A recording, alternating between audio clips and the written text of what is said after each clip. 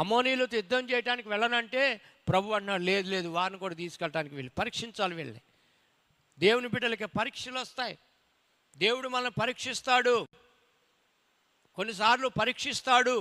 ఆ పరీక్షల్లో మనం నిలబడాలి ప్రియులారా. అర్థమవుతుందా? పరీక్షలో నిలబడలేం, పరీక్షలు తట్టుకోలేం, సమస్యలు వస్తే తట్టుకోలేం, నిందలు తట్టుకోలేం, అవమానాలు తట్టుకోలేం. అర్థమైందా?